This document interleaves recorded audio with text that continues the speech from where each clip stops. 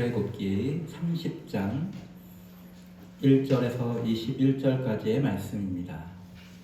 출애굽기 30장 1절에서 21절까지의 말씀, 제가 한 절, 또 여러분이 한 절, 마지막 21절은 다 같이 읽겠습니다. 제가 먼저 읽습니다. 너는 분향할 제단을 만들지니 곧 조각목으로 만들되 길이가 한 규빗, 너비가 한 규빗으로 네모가 반듯하게 하고 높이는 두 규빗으로 하여 그 뿔을 그것과 이어지게 하고 제단 상면과 전후 좌우 면과 뿔을 순금으로 싸고 주위에 금테를 두르지며 금테 아래 양쪽에 금고리 둘을 만들어 곧 그 양쪽에 만들지니 이는 제단을 여는 채를 보시며 그 채를 조각목으로 만들고 금으로 싸고 그 제단은 증거기 위 속죄소 맞은편 곧 증거기 앞에 있는 휘장 밖에 두라. 그 속죄소는 내가 너와 만날 것이며 아론이 아침마다 그 위에 향기로운 향을 사르되 등불을 손질할 때에 살을 찌며 또 저녁에 등불을 켤 때 살을 찌니 이 향은 너희가 대대로 여호와 앞에 끊지 못할지며 너희는 그 위에 다른 향을 사르지 말며 번제나 소대를 드리지 말며 전제의 술을 붓지 말며 아론이 1년에 한 번씩 이 향단불을 위하여 속죄하되 속죄제의 피로 1년에 한 번씩 제대로 속죄할지니라. 이 제단은 여호와께 지극히 거룩하니라. 여호와께서 모세에게 말씀하여 이르시되 내가 이스라엘 자손의 수요를 조사할 때 조사받은 각 사람은 그들을 계수할 때 자기의 생명의 속전을 여호와께 드렸지니 이는 그들을 계수할 때 그들 중에 질병이 없게 하려 함이라. 무릇 계수 중에 드는 자마다 성소의 세겔로 반 세겔을 낼지니 한 세겔은 20게라라. 그 반 세겔을 여호와께 드릴지며 계수 중에 드는 모든 자 곧 20살 이상 된 자가 여호와께 드리되 너희의 생명을 대속하기 위하여 여호와께 드릴 때에 부자라고 반 세겔에서 더 내지 말고 가난한 자라고 덜 내지 말지며 너는 이스라엘 자손에게서 속전을 취하여 회막 봉사에서 이것이 여호와 앞에서 이스라엘 자손의 기념이 되어서 너희의 생명을 대속하리라. 여호와께서 모세에게 말씀하여 이르시되 너는 물두멍을 못으로 만들고 그 받침도 못으로 만들어 씻게 하되 그것을 회막과 제단 사이에 두고 그 속에 물을 담가. 아론과 그의 아들들이 그 두멍에서 수족을 씻되 그들이 회막에 들어갈 때 물로 씻어서 죽기를 면할 것이요 제단에 가까이 가서 그 지문을 향하여 여호와 앞에 화제를 삼을 때도 그리하리라. 함께 이와 같이 그들이 그 수족을 씻어 죽기를 면할지니 이는 그와 그의 자손이 대대로 영원히 지킬 규례니라. 아멘. 오늘 읽었던 말씀에서 두 가지 정도를 우리가 함께 나누려고 합니다. 첫 번째는 물두멍에 관련된 부분입니다. 우리가 방금 읽었던 말씀 중에 물두멍이라고 하는 것이 성막 뜰에 실제로 성막과 또 제단 사이에 있는 물두멍입니다. 이 물두멍은 방금 읽은 것처럼 이 제사장들이 어떤 사역을 하기 전에 이쪽과 사역할 때 손과 발을 씻고 또 이쪽과 사역할 때 손과 발을 씻도록 하나님께서 제정하신 것입니다. 그런데 이렇게 하지 않으면 안 된다. 21절에 이와 같이 그들이 수족을 씻어 죽기를 면할지니 라고 기록되어 있습니다. 하나님의 사역을 할 때 이 행위를 통해서 거룩하게 되라고 말씀하신 것입니다. 그런데 이 거룩하게 한다고 하는 이 행위에 그냥 물두멍에 손과 발을 씻는 것으로 하나님께서 거룩하다라고 여겨주시는 것이 우리에게 있는 은혜입니다. 여러분, 이 물이 어떤 특별한 놀라운 능력을 가진 그런 물은 아닐 것입니다. 성경은 그렇게 말씀하고 있지 않아요. 물동만 이렇게 만들어라. 그래서 거기에 담길 물은 뭐 어디 멀리 있는 놀라운 계곡에서 너희가 매번 떠와야 한다 이렇게 말씀하시지 않았습니다. 그냥 보통 우리가 갖고 있는 물을 그 안에 담아서 물두멍에 물로서 사용하라고 말씀하고 계시죠. 그리고 손을 씻을 때는 30분, 뭐 1시간 이렇게 씻어야지만 너희가 거룩해질 것이라고 하나님 말씀하시지 않았습니다. 참 놀랍지 않습니까? 이것이 바로 하나님께서 우리에게 요구하시는, 제사장에게 요구하시는 거룩의 어떤 거룩해질 수 있는 방법이라고 하는 겁니다. 참으로 은혜스럽죠. 왜냐하면 우리보다도 어쩌면 이 제사장들에게 더 많은 거룩의 자격 혹은 거룩의 어떤 모습을 하나님께서 요구하실 것 같은데, 실제로 이들이 사역할 때마다 행해야 되는 자신을 거룩하게 하는 행동이 이렇게 간단하다며. 여러분들이 보통 식사할 때도 손을 우리가 씻고서도 밥을 먹기도 하지 않습니까? 그리고 집에 이제 열심히 일하고 집에 들어갔을 때 그냥 발을 닦습니다. 이 당시 풍습에서도 손님이 그 집안에 들어오면 종들이 그 손님의 신발을 벗겨서 그 발을 이렇게 씻겨주는 것이 이 당시 풍습이 있습니다. 그러니까 이 지역에서도, 이스라엘 지역에서도 손과 발을 이렇게 나갔다 들어오면 씻는 것이 그냥 흔한 풍경입니다. 흔하고 특별한 것이 하나도 없습니다. 그런데 제사장들이 하나님의 성소에 들어갈 때 혹은 백성들의 잘못을 해결하기 위해서 제단의 제물을 불태우는 그 거룩한 예식들을 할 때 너희의 거룩함은 이 물두멍에서 손과 발을 씻는 것으로 해라라고 말씀하신 것은 얼마나 놀라운 은혜인지요. 만약에 제사장들이 그 거룩한 사역들을 하기 앞서서 자신을 거룩하게 하기 위한 방법이 또 소나 양을 잡아야 되는 일이면 얼마나 번거롭겠습니까? 그러니까 내가 성막에 들어갈 때마다 나에 있는 죄를 씻기 위해서 양이나 소를 또 불태우고 그걸 다 살을 때까지 있어야 되고, 이번엔 제단에 또 어떤 백성이 와서 내가 하나님께 잘못했으니까 이 제물을 드리고 나를 위해서 번제를 해주세요 라고 어떤 백성이 오면 잠깐만 내가 먼저 해야겠다 하고 나를 위해서 또 제사장이 그걸 다 하고 나서야 자 이제 너 하자 라고 하면 굉장히 이것이 어려운 일이 될 것 같습니다. 그런데 그 사역들을 할 때 성막에도 하루에 몇 번씩 들어가야 되잖아요. 왜냐하면 성막의 촉대에 불이 꺼지지 않도록 계속 감람유를 부어야 합니다. 그리고 그 향단을 피우는데 우리가 첫 번째 30장 앞에 1절부터 보면 분향단이라고 하는 것을 우리가 보았는데, 그 분향단의 향이 계속 꺼지지 않도록 하려면 계속 매번마다 하루에도 몇 번씩 들어가서 그것을 계속 분향단이 잘 향이 필 수 있도록 조절을 해야 합니다. 근데 그럴 때마다 제물을 바쳐가지고 그 제물을 다 각을 뜨고 다 살리고 피를 받아서 이렇게 하면 굉장히 번잡하게 될 것입니다. 근데 하나님께서는 그래 제사장 너희들이 그 사역을 감당할 때는 그냥 손과 발을 그 물두멍에서 씻는 것으로 너희가 거룩하게 되었다고 하는 것으로 하자라고 말씀하신 겁니다. 사실 백성들이 자기의 죄를 저질렀을 때 하나님과 화목하기 위해서 번제를 드리는 그 모든 행위도 그 자체가 효력이 있는 것이 아니라 하나님께서 그냥 그렇게 하기로 인정하셨기 때문에 발생하는 일입니다. 물두멍에 손과 발을 제사장들이 씻는 것으로 그냥 너희 거룩하게 됐다라고 하나님께서 인정해 주시는 것입니다. 근데 여기서 우리가 주의해야 될 것들이 있습니다. 무엇이냐면 하나님의 거룩함이 너무 쉽네 하고 그 거룩함이 너무 쉽다고 하는 것으로 인해서 막 죄를 저지르는 일들을 우리가 조심해야 합니다. 이런 일들이 발생하니까 그 율법을 꼭 지켜야 되겠고 그 율법으로 자기의 기득권을 유지했던 사람들이 율법의 여러 가지 조건들을 넣어서 점점점 율법들의 관습법들이 거기에 막 엎어져서 그 율법과 관습법을 다 지키는 것이 어렵도록 만드는 것이 우리가 보는 율법주의 중에 하나입니다. 율법주의 방패 중에 하나인 것이죠. 그렇지만 우리가 이 율법을 볼 때에 하나님께서 손과 발을 씻는 것으로 제사장들이 거룩하게 된다고 하는 이 율법의 정신을 볼 때 율법 너무 쉽네, 그냥 우리가 막 살아도 되겠다 이렇게 여겨야 되는 것이 아니라 우리를 하나님께서 우리가 죄가 많고 우리 마음에 온전치 못해도 저렇게 작은 행식, 저런 행위 하나만으로도 우리를 거룩하게 여겨주시는 그 하나님께 감사하는 마음을 가져야 합니다. 하나님께서는 우리 마음에 있는 여러 가지 악함과 또 연약함들을 다 알고 계십니다.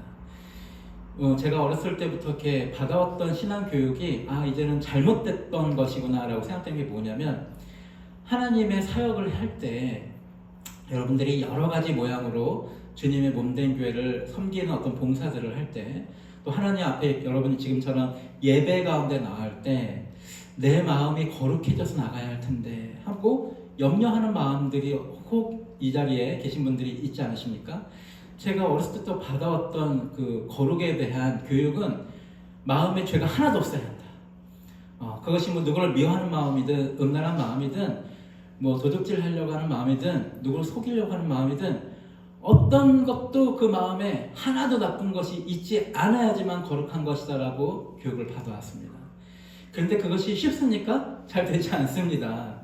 오늘 제사장에게 제사장들이 그 사역을 할 때 하나님께서 말씀하시는 것은 너희 마음 안에 그런 게 하나도 있으면 안 된다라고 말씀하시지 않았어요. 그게 보통 쉬운 일이 아닙니다. 저만 해도 오늘 먼 길이를 운전해서 오는데 저는 이제 제대로 빠져나갔는데 어떤 차가 자기가 지금 저처럼 같이 나가야 되는데 깜빡했나 봐요. 못 나가는, 지금 나가야 되는데 못 나가는 상황이 됐나 봐요. 근데 그 상황에서 지금 나가야 돼 하고 제 앞차가 확 핸들을 꺾어서 같이 나가려고 하면서 제 앞쪽에 있는 다른 차들을 위험에 빠뜨렸습니다. 보통 우리가 이런 사건을 당하면 아이씨 입에서 왜냐면 이게 생명과 직결되어 있는 거기 때문에 저는 저 차 좀 수상하다 하면서 예상을 조금 약간 했기 때문에 또 제가 바로 뒷차가 아니라 뒤에 제 차였기 때문에 괜찮은데 그 제 바로 앞에 있는 차는 엄청 놀랐을 거예요. 왜냐면 트럭 하나가 여기서 나가야 되나 봐 하고 바로 핸들을 꺾으니까 뒤에 차가 막 흔들리면서 막 난리가 좀 났었거든요. 아마 굉장한 욕을 막 퍼붓을 겁니다. 그 시간에 움직이는 차 중에 어쩌면 교회 가는 차였을지도 모르는데 이런 일이 계속 발생을 합니다. 우리 상황 가운데. 그럼 예전에 같으면 이제 이런 걸로 화를 내고 욕을 하고 하면서 내가 또 화를 내고 욕을 했네. 이거 예배 드리기 합당하지 못한 마음인데 하나님께 나아가지 못하는 마음이다 하면서 자기 형제감 그리고 그렇게 만든 그 사람을 원망했을지도 모르겠습니다. 그런데 오늘 혹시 여러분에게도 어려운 일들 또 괴로운 일들 나를 화나게 하는 일들 그래서 혹은 나의 어떤 정욕으로 인해서 어떤 생각들이 좀 안 좋은 생각들이 여러분 가운데 일주일 가운데 혹은 오늘 가운데 있으셨습니까? 그런 것들이 하나님께 나아가는 데 있어서 장애가 되지는 않습니다. 그러니까 우리가 정욕으로 무엇인가를 구할 때 기도가 막힐 수는 있어도 하나님께서는 이렇게 제사장들에게 너희 마음에 하나도 나쁜 것이 있으면 안 돼? 그럼 죽어? 이렇게 하시지 않고 그냥 손과 발을 물두멍에 씻어.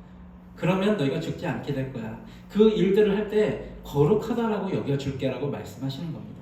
오늘 우리가 교회 앞에 물두멍을 설치하지 않아서 여러분이 좀 그게 조금 덜 하실 것 같은데 여러분께서 오늘 이 시간에 예배의 자리에 나오신 것이 하나님께서 예배에 나왔어?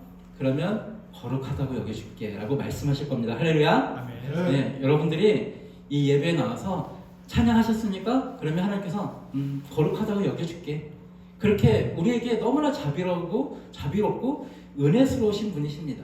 그러니 제사장들이 그렇게 거룩하지 않았으면 우리가 알 수 있잖아요. 아론은 이 율법 말씀들이 모세에게 임하고 있을 때가 40일 동안 주야로 걸렸잖아요. 지금 이 말씀은 아직 실천되지 않고 하나님께서 모세에게 시내산에서 지금 말씀하고 있는 겁니다. 근데 40일 동안이나 주야로 모세가 이 말씀들을 지금 받는 바람에 백성들은 모세를 40일이나 기다리면서 모세가 안 내려오는 거 아니야? 하면서 불안에 떠니까 아론이 하나님이라고 하는 것을 형상화하자 해가지고 어린 황금을 모아서 금으로 어린 송아지를 만들어서 이것이 하나님이다 라고 아론이 이제 곧 있으면 얘기를 합니다. 그리고 아론의 두 아들들 하나님께서 지난번 주일도 그렇고 수요일도 그렇고 아론의 아들들을 총 4아들이 있는데 그 아들들을 거룩하게 하시고 그 아들들로 하여금 제사장 역할을 다하게 하시는데 그 중에 첫째, 둘째는 또 우리가 조금 지나가면 이 말씀을 이제 실행한 단계에서 하나님께서 오늘 말씀에서도 다른 그 분향소에 다른 불로 뭐 하지 말라고 하셨는데 그 첫째, 둘째 아들이 다른 불을 하게 되면서 죽게 됩니다. 그러니까 지금 우리가 최초의 대제사장이라고 할 수 있는 아론과 그의 아들들의 마음이 그렇게 거룩하지 않은 사람들인 것을 알 수가 있어요. 그들 마음에 다른 것들이 막 있는 것이에요. 그럼에도 불구하고 그들이 이제 앞으로 그들뿐만 아니라 이게 이제 대대의 이제 영원한 규례라고 말씀하신 것은 이제 아론, 모세 다 레위 지파입니다. 우리가 레위 지파 잘 아시죠? 야곱의 아들 중에 둘째, 셋째가 제일 잔인한데 그 중에 셋째가 레위였습니다. 둘째 시므온 그리고 셋째 레위인데 그들이 제일 잔인하고 아버지 늘 속을 썩이고 그 가문의 위기에 빠뜨리고 요셉도 앞장서서 죽이려고 했던 이들인데 하나님께서 레위 지파를 선택한 것도 참 은혜죠. 그렇죠? 말 잘 들었던 유다 지파나 요셉 지파로 하나님의 일을 섬기는, 거룩하게 섬기는 그 제사장을 영원한 규례로 계속 제대로 해라라고 하시면 우리가 쟤네가 잘했으니까 이런 생각이 들 텐데, 아버지 야곱이 죽으면서까지 저주했던 아들 둘이 시므온과 레위, 그 중에 레위 지파를 하나님 선택하셔서 하나님의 거룩한 이 성소에서 제사를 다 주관하도록 하는 민족을 삼았던 것 자체가 은혜구나. 이것이야말로 하나님께서 죄인을 용서하시고 그 죄인으로 하여금 하나님께서 다시 회복시키시려고 하는 마음이 있으시구나 하는 것을 우리가 알 수가 있습니다. 그러니까 이 레위 지파 사람들이 그렇게 좋지 않습니다. 나중에 사사기를 보면 사사기에서도 끔찍한 일을 한 레위 지파 사람들이 나타납니다.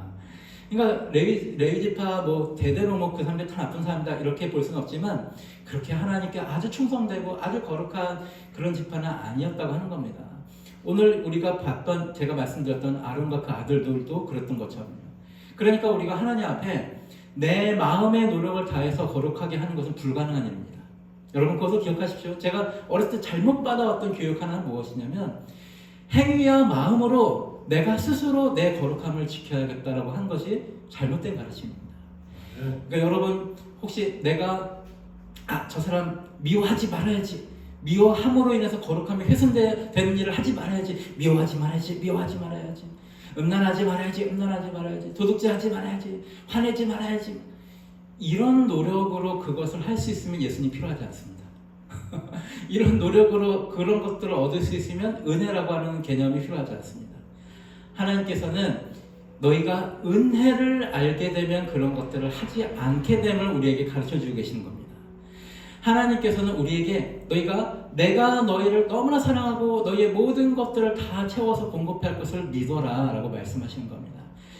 너희의 자격이 없음에도 불구하고 하나님 아버지 구하면 후히 주실 그분을 의지해라 라고 말씀하시는 겁니다. 그렇게 되면 우리에게 그런 악한 것들이 생겨나지 않는다. 우리가 화나고 또 우리가 뭔가 억울하고 하는 일들이 왜 생겨납니까? 그 상대편 대상이 나에게 피해를 입혔다라는 생각 때문에 그렇습니다. 그렇지만 하나님께서 나의 그 모든 상황들을 다 알고 계시고 나의 지금 발생된 이 피해를 얼마든지 채우고도 넘치게 하셔서 나에게 피해를 주는 저 사람을 하여금 하나님의 살아계심을 보게 하실 거다라고 하는 것을 믿는 사람은 나에게 피해를 일으킨 그 사람에게 화내고 분내는 일들을 가급적이면 자연스럽게 하지 않게 되지요. 그렇지 않습니까? 그리고 내가 우울 가운데 빠져서 그 우울을 대체하기 위해서 여러 가지 대체물로 여러 가지 일들을 하면서 중독되고 하는 그런 부분들도 보면, 내가 하나님을 의지하기 때문에 하나님 안에는 기쁨과 평안이라고 했습니다. 내가 주님과 동행하면 얻게 된 것이 기쁨과 평안이어서 세상의 다른 어떤 기쁨이나 나의 평안을 보장해 주려고 하는 그런 만족함을 세상으로부터 얻는 것이 얼마나 이것이 제한적이고 부족한 것인지를 알게 되어서 나는 궁극적으로 그것들이 내게 조금 주는 기쁨과 만족은 있지만 거기는 다 또 단점이 있고 또 거기에 희생되어지고 쓰여져야 하는 어떤 나의 나쁜 에너지들이 사용되어지는 것들이 있다. 그렇지만 주님과 동행함으로부터 얻어지는 기쁨과 평안은 나로부터 뭔가 심각하게 막 소모되고 내가 힘들다 또 위험도 감수해야 되는 그런 것들이 아니라 그건 누구도 빼앗아갈 수 없는 기쁨과 평안이라고 하는 것을 아는 사람은 세상의 그러한 욕정으로부터 자유할 수 있게 된다고 하는 것입니다. 그러니까 율법이라고 하는 것은 제가 이제 계속 몇 번 얘기했는데 우리는 신율법주의자가 되어야 할 것 같습니다. 그 여의도 순복음교회가 복음이라는 말에 순이라는 말을 써서 순복음 이렇게 얘기하는 것처럼 우리는 율법주의자가 되긴 해야 합니다. 이게 근데 율법주의자라고 하면 되게 나쁜 의미로 사용되죠. 예수님께서 이렇게 말씀하셨습니다. 너희가 바리새인들보다 더 율법을 잘 지켜야 한다라고 말씀하고 계세요. 너희가 바리새인들보다 율법을 더 잘 지키지 않으면 하나님께 속할 수 없다라고 예수님이 말씀하십니다. 그리고 내가 율법을 폐하려 한 것이 아니고 완성하러 오셨다라고 하시면서 예수님은 제가 말씀드리는 그 단어처럼 신율법주의자로서의 어떤 완성함을 말씀하고 계십니다. 우리가 그거는 틀린 것이다라고 하는 나쁜 율법주의를 우리는 과감하게 버려버리고 예수님을 통해서 우리에게 주어주시는 신율법주의자가 되어야 할 것입니다. 신율법주의는 무엇이냐면 오늘 이 물두멍처럼 하나님의 율법은 사실 어려운 게 아니구나. 하나님은 율법을 통해서 우리를 거룩하게 하려고 하시는데 우리를 거룩하게 하시려고 하는 그 율법이 사실은 그렇게 어려운 게 아니구나. 그리고 그 율법 안에는 그래서 어려운 게 아니기 때문에 은혜의 하나님의 마음을 느낄 수 있구나라고 하는 것을 믿고 따르는 것이 신율법주의라고 저는 지금 주장하고 있는 것입니다. 사랑하는 성도 여러분, 은혜가 느껴지는 율법주의자가 되시길 주님의 이름으로 축복합니다. 여러분, 이 제사장들이 그래서 손발을 닦으면 내가 하나님 이 거룩한, 엄청나게 거룩한 이 사역을 내가 감당할 수 있는 거룩함이 나에게 주어지는구나, 그것만 믿으면 되는 것이거든요. 그걸 믿고 그냥 손을 닦고 그 물두멍에 있는 물로 발을 닦으면 이 엄청난 거룩한 제사 예식들을 내가 행할 수 있는 거룩함이 나에게 주어지는구나. 또 어떻습니까? 그 제사장들의 옷을 입는 것만으로도 내가 그 일들을 감당할 수 있는 사람, 그 옷이 무슨 능력이 있겠습니까? 그 옷에 만들어진 그 재료가 뭔가 신비한 신령한 능력이 있는 실들이 아니에요. 그냥 우리가 흔히 볼 수 있는 것들입니다. 근데 그것으로 이런 모양으로 옷을 지어서 입으면 그 제사장들은 거룩하다라고 내가 인정해 줄게 라고 하나님께서 말씀하시는 겁니다. 우리가 죄를 지었을 때 양이나 소를 번제물로 드린 게 무슨 효용이 있습니까? 그것이 실제로 어떻게 나의 죄를 대신 짊어지고 죽는 것이겠습니까? 근데 그냥 하나님이 인정해 주시니까 그냥 너희가 그렇게 하면 그렇게 된다. 너희 죄 지은 사람이 그 양과 소의 안수해서 나의 죄를 대신해서 드립니다 하면 그 죄를 내가 없는 것으로 해줄게 라고 하나님 말씀해 주신 겁니다. 그것이 뭐가 힘든 일입니까? 죽을 수밖에 없는 우리가 예수님을 의지해서 예수님 내가 잘못했습니다. 나의 이 죄를 용서해 주세요. 그 말만 하면 되는 거 아닙니까? 예수님이 우리에게 너 그것을 잘못했으면은 너 이렇게 해가지고 뭐 해야지만 내가 용서할 거야, 이렇게 예수님 말씀하시지 않았습니다. 그냥 회개하라, 회개하고 그 죄로부터 돌이켜라, 그리고 하나님을 신뢰해라. 그러면 우리가 예수님 내가 이런 잘못을 했습니다, 예수님 용서해 주세요, 하나님 아버지 용서해 주세요, 기도만 하면 용서해 주신다고 하는 그 놀라운 은혜가 얼마나 참 대단합니까? 그 은혜에 감사함으로 우리가 다시는 그 죄를 저지르지 않게 되는 원리도 여러분이 잘 붙잡으셔야 합니다. 또한 마지막으로 하나 더 말씀드리고 마칠 건데 우리가 함께 읽지는 않았습니다. 22절에 소제목으로 관유제조법이라고 되어 있어서 22절부터는 관유, 지난번 시간에 얘기했는데 관유라고 하는 것은 향기가 나는 기름입니다. 관유제조법에 이렇게 딱 기록되어 있습니다. 그래서 이 관유제조법을 하나님께서 말씀하시고 이 향기가 나는 기름을 어떻게 하라고 하냐면 성막 곳곳에 바르라고 얘기를 하십니다. 이 관유는 그때 아론과 그의 아들들의 몸에도 뿌리는 일들로 기름 부으심을 얘기했지만 오늘 이 관유를 이러한 것으로 만들고 그 다음에 26절을 보면 너는 그것을 회막과 증거계에 바르고 상과 그 모든 기구며 증단대와 그 기구며 분향단과 번제단, 그러니까 성막 안에 있는 모든 물건들에 이 향기가 나는 기름을 다 바르라는 말씀이세요. 그리고 나중에 보면은 35절에 보면 너희는 또 향을 만들되 향 만드는 법대로 만들고 소금을 쳐 성결하게 만들고 그 향을 36절에 보면 곱게 빻아서 찧어서 그것을 곳곳에 이렇게 또 두라고 합니다. 그러니까 향기가 나는 어떤 것을 만들고 그것을 빻아서 이렇게 두는 거죠. 그러니까 아로마 같이. 그러니까 여러분 한번 상상해 보시면 향기가 나는 기름을 여기저기 다 바르고 그리고 향기가 나는 어떤 가루들을 곳곳에 두었습니다. 근데 이제 문제는 너희 백성들은 이것을 너희가 사사로이 너희가 그 향기를 맡기 위해서 만들지 말라. 만약에 너희가 우리 집에도 하나 둬야겠다 하고 그 관유를 만들고 혹은 그 향기 나는 조각들을 집에 두는 거는 백성들로부터 그냥 끊어버리라 이렇게 말씀하셨어요.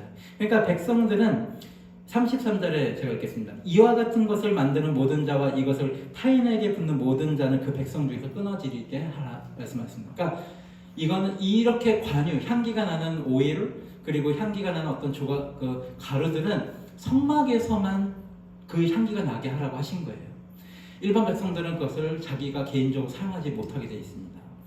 이 얘기는 하나님의 임재가 후각으로 느껴지게끔 만든 거예요.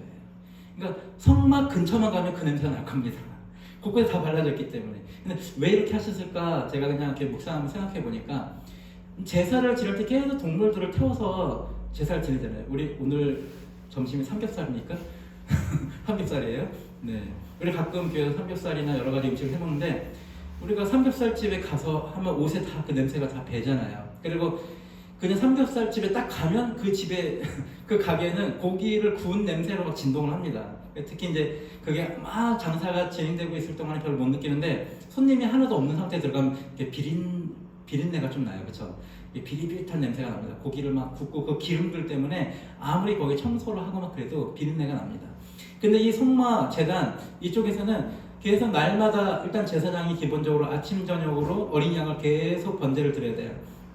그 백성들 가운데 죄가 있는 사람들 또 와서 또 번제를 또 드려야 돼요. 그러니까 계속 고기를 태워야 되고 완전 재로 만들어야 됩니다. 그러다 보면 이제 고기 기름들도 막 튀고 비린내도 나고 피비린내도 나고 태운 그 냄새도 나는데 성막의 그 관유 향기가 나는 오일과 또 이렇게 향기가 나는 빻은 가루들을 이렇게 곳곳에 이렇게 놨기 때문에 아마 그 향기들이 이렇게 조금 어느 정도 없앨 수 있을 것 같습니다. 어떤 비린내나 나쁜 냄새들을. 또 하나는 이 향기들은 여기 왔을 때만 맡으니까 이 백성들이 거기를 지나가거나 거기에 들어왔을 때 이것이 하나님의 임재한다고 하는 것을 후각으로 느낄 수 있는 어떤 장치로 마련한 것 같아요. 그래서 제가 조사해 보니까 우리 인간에게는 여러 가지 감각이 있습니다. 그렇죠? 시각이 있고 또 청각이 있고 촉각이 있습니다. 근데 그 중에 미각도 있고 그 중에 후각이라고 하는 것은 가장 우리에게 인간이 태어났을 때부터 발달되고 가장 원초적이고 강력한 촉각이라고 하는 것을 과학자들이 얘기했더라고요. 그래서 어린아이가 태어나면 시각이 온전히 되기까지 6개월이 걸린다고 합니다. 그러니까 6개월은 태어난 지 6개월은 돼야 시각이 온전하게 된대요. 근데 후각은 태어나자마자 원래 그 모든 기능을 다 발휘를 한다고 하는 겁니다. 그러니까 우리가 냄새에 민감하신 분들은 사실은 코가 특별히 더 발달했다기보다는 원래 하나님 만드신 그 기능이 그냥 아주 건강하게 잘 되어 있는 거예요. 그래서 후각이라는 것이 가장 원초적이고 강력한 감각이어서 하나님께서 냄새를 이렇게 향기 나는 오일을 다 바르고 향기 나는 가루들을 이렇게 하면서 사람들로 하여금 가장 먼저 인식할 수 있는 감각, 시각이나 청각이나 미각이나 이런 것들보다 촉각이나 이런 것보다 그냥 멀리서도 느낄 수 있는 후각을 통해서 여기가 하나님이 임재하시는 곳이다. 그래서 그 냄새를 맡으면 사람들이 여러분도 어떤 냄새에 어떤 추억이 있잖아요. 어떤 냄새를 맡으면 안 좋은 추억이 떠오르고 어떤 냄새를 맡으면 좋은 추억이 떠오릅니다.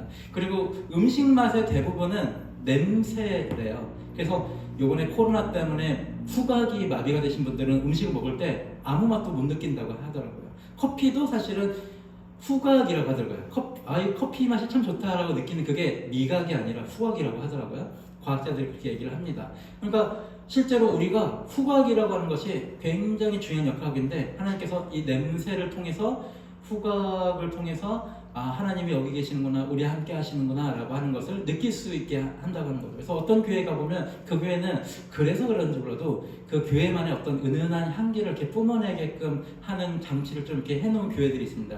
근데 우리 교회는 그 냄새는 없어요. 우리 교회는 딱 들어오면 여기서는 굉장히 애찬이 많이 일어나는 곳이구나. 굉장히 맛있는 음식 냄새들이 막 이렇게 약간 배어 있는데 여기서는 우리는 애찬을 중요하는 교회구나 이렇게 누군가 들어오면 이렇게 느낄지 모르겠습니다. 근데 예수님께서 말씀하시는 것이 있습니다. 우리 마지막으로 함께 같이 찾아 읽겠습니다. 고린도 후서 이 말씀만 읽고서 마치도록 하겠습니다.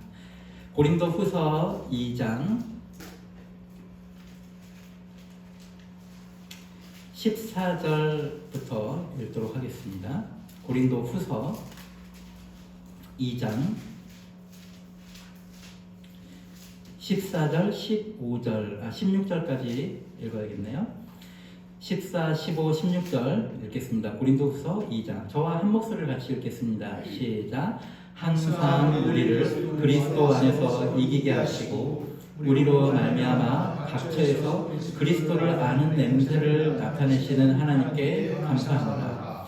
우리는 구원받는 자들에게나 망하는 자들에게나 하나님 앞에서 그리스도의 향기니 이 사람에게는 사망으로부터 사망에 이르는 냄새요 저 사람에게는 생명으로부터 생명에 이르는 냄새라. 누가 이 일을 감당하리요. 아멘. 하나님께서는 성막에서는 실제적인 냄새로 하나님의 임재를 표현하셨습니다. 근데 예수님이 우리에게 이제 말씀하시는 것은 역시 똑같이 어떤 냄새를 말씀하시는데 진짜 코로 맡는 냄새가 아니라 이 성막에서 있었던 하나님의 임재의 냄새를 다른 이제 공감각이라고 하죠. 그게 실제로 냄새는 아닌데 그리스도의 향기, 우리가 그리스도의 향기로서 어떤 향기를 뿌려야 되는 이런 게 아닌데 그 그리스도의 무엇을 가지고 냄새라고 표현을 했습니다. 우리가 냄새가 나면 사실 냄새는 숨길 수가 없어요. 그렇죠? 어떤 거를 똥을 밟으면 참 이게 숨길 수가 없고 요즘엔 은행을 빨리빨리 청소하시는 분들이 청소하셔서 은행 냄새가 거리에서 많이 이렇게 오래 나지 않습니다. 금방 치우시나 봐요. 그래서 은행을 밟으면 너 똥 쌌니? 이렇게 얘기를 할 정도로 똥 밟았니? 얘기할 정도로 냄새는 참 숨길 수가 없습니다. 그러니까 숨길 수 없는 것으로 오늘 예수님 우리에게 사도들이 이렇게 얘기하고 있는 것 같습니다. 사도들이 우리에게 얘기할 때 너는 그리스도를 아는 냄새를 풍기는 사람이 되라고 결국 말씀하고 있는 것입니다. 우리가 흔히 찬양해도 넌 그리스도의 향기라 할 때 향기다. 우리는 그리스도의 향기다 이렇게 얘기하는데 우리가 그 16절에 보면 14절, 15절을 같이 이어서 봐야 되는군요. 14절에 보면 각처에서 그리스도를 아는 냄새를 나타내시는 이렇게 되어 있습니다. 그리스도를 아는 냄새를. 근데 15절에는 그것이 바로 그리스도의 향기라고 얘기하고 있습니다. 그러니까 우리가 그리스도의 향기를 뿜어야 한다라고 할 때 그 그리스도의 향기가 뭐냐면 그리스도를 아는 냄새라고 하는 것입니다. 냄새라고 표현했으니까 이 공기가 저 냄새가 참 맛있다라고 할 때 그런 거 우리가 국어 시간에 배웠잖아요. 후각이나 시각이나 청각 이런 거를 다른 감각으로 표현할 때 그걸 뭐 공감각적으로 표현한다 이렇게 얘기하는데 그리스도를 아는 분위기겠죠. 무드겠죠. 그리스도를 아는 태도, 그리스도를 아는 뉘앙스 이런 걸 다 냄새라고 지금 얘기하고 있는 겁니다. 냄새는 숨길 수가 없는데 너희가 그리스도를 아는 냄새, 즉 그리스도의 향기를 뿜는 사람이 되어야 한다. 여러분, 제가 예전에 여의도에서 막 농구를 하고 있는 30대에 농구를 하고 있는데 어떤 분이 지나가시면서 구력이 상당하십니다. 이런 얘기를 합니다. 그러니까 여기 계신 우리 성도님들도 자기만의 어떤 전문 분야들이 있잖아요. 자기만의 전문 분야가 갖고 계신데 그 전문 분야에 해당하는 것을 어떤 사람이 조금 이렇게 하는 거 보면 저 사람이 구력이 있네 이렇게 생각하시죠. 제가 우리 임 장로님 앞에서 삽질을 하면 큰일 났네 이렇게 말씀하셨어요. 그때 삽질을 잡기만 해도 큰일 났네. 제가 삽을 잡아본 적이 어렸을 때 초등학교 때 빼고는 그 다음에 삽을 잡아본 적이 없어요. 심지어 군대에서도 저는 이제 전산 쪽에 있었기 때문에 삽을 잡아본 일이 없었습니다. 그러니까 장로님 볼 때는 큰일 났네 이렇게 얘기할 정도로 제가 삽을 잡는 이것만 보더라도 저 사람 삽질을 해봤구나 안 해봤구나를 알 수 있죠. 우리 주부들은 어떻습니까? 누가 이렇게 칼질을 해보면 저 사람이 주방에서 얼마만큼 했는지를 알 수 있죠. 딱 보면 자기 영역에서 보면 저 사람이 저거의 전문가다 아니다. 말만 해봐도 알겠죠. 여기 이제 시공을 해야 되는데 시공할 때 그 시공에 해당하는 어떤 용어들을 쓰시면 한 집사님이 보실 때 저 사람이 좀 시공을 해본 사람이다. 좀 일을 해본 사람이다. 금방 알 수 있는 겁니다. 근데 그리스도를 아는 냄새 역시 그러지 않겠습니까? 어떤 사람의 말 그리고 태도 그리고 어떤 일을 결정할 때 보이는 것 굳이 그 사람이 내가 예수님께 기도 이런 말을 안 해도 냄새라고 하는 거는 꼭 그렇게 설명하지 않아도 즉각적으로 알 수 있는 거잖아요. 이건 무슨 요리야 이렇게 말하지 않아도 냄새만 맡아도 뭐다 알 수 있는 것처럼 내가 예수님이라고 하는 단어를 입에 올리지 않아도 그냥 그 사람의 행동 그 사람의 표정 그 사람의 어떤 자세 그 사람을 대하고 있는 것 이 모든 걸 통해서 그리스도를 아는 냄새가 자연스럽게 풍긴다고 하는 것입니다. 그러니까 냄새, 향기라고 하는 개념을 쓴 거예요. 오늘 성막에서 있었던 그런 것처럼 오늘 우리에게 결론적으로 하나님께 주시는 말씀은 우리가 그리스도를 아는 냄새를 어떻게 가질 수 있겠습니까? 그건 그리스도를 정말 알아야 하는 것입니다. 여러분들께 누군가 지승진 교수 혹은 지승진 목사를 여러분 당신 혹시 아십니까? 하면 여러분은 안다고 대답하실 겁니다. 왜냐? 여러분들은 저와 함께 지낸 시간들이 많기 때문에 그렇습니다. 그렇지만 여러분들에게 걸려있는 누구가 오늘 우리 교회에 지승진 목사라고 하는 분이 오셔서 지금 이제 목회를 1월달부터 이렇게 하고 계셔 라고 얘기하지만 그 얘기를 들은 사람은 저를 사실 제대로 아는 것은 아닙니다. 왜냐? 여러분처럼 저와 함께 거한 시간이 저랑 대화한 시간이 함께 있지 않았고 길지 않았기 때문에 그렇습니다. 이런 것처럼 우리한테 그리스도를 아는 냄새가 어떻게 날 수 있느냐? 그것은 우리가 예수님과 동행함, 예수님과 함께 같이 거함, 예수님과 먹고 마심.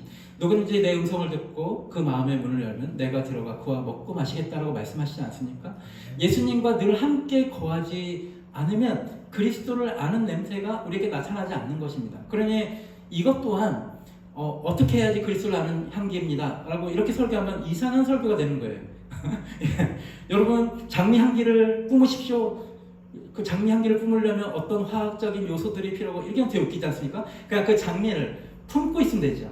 어떤 향수 냄새를 내십시오 할 때, 이제 제 아내가 우리 교회에서 또 이렇게 향수들이 이렇게 느껴지고 막 그러는데, 누군가 나한테 향수를 줬을 때 그냥 그걸 품고 있으면 그 향기가 나는 것이지, 그것을 내기 위해서 내가 뭘 해야 되는 것이 아닌 것입니다. 예수님의 향기, 예수님을 아는 냄새가 여러분들에게 풍기길 주님을 축복합니다. 그러려면 그냥 그 일을 많이 하는 수밖에 없어요. 제가 삽질을 많이 하면 그냥 잡기만 해도 그룹이 삽질을 많이 하는 사람인데, 손만 딱 잡아봐도 삽질을 많이 하는 사람인데, 우리가 예수님과 동행하고 예수님과 함께 늘 거하려고 하고 예수님께 기도하고 이것을 하다 보면 우리 안에 자연스럽게 예수님을 아는 냄새가 풍겨나가서 내가 따로 예수님을 증거하지 않아도 저 사람 예수님을 아는 것이다. 이렇게 되면 어떻게 되냐면 거기 말씀에 이런 것이 있습니다. 16절에 이 사람에게는 사망으로부터 사망에 이르는 냄새예요. 그러니까 어떤 사람에게는 나에게서 풍겨나는 예수님을 아는 냄새가 죽음의 냄새처럼 느껴진다는 겁니다. 저 사람에게는 생명으로부터 생명에 이르는 냄새라. 어떤 사람에게는 예수님을 아는 그 냄새가 너무나 좋다 이렇게 느껴지는 거예요. 근데 여러분, 여기서 우리가 잘 주의해서 볼 것이 무엇이냐면, 교회에 안 다니는 사람은 그러면 내가 풍기는 냄새가 역하게 느껴지겠구나가 아니에요. 여기가 굉장히 반전이 있습니다. 오히려 교회 안 다니는 사람들 중에서 저 사람이 참 좋다, 저 사람은 왜 저렇게 참 좋지? 저 사람 대화하면 왜 이렇게 내 마음이 좋지? 저 사람과 대화하면 뭔가 깨달아지지?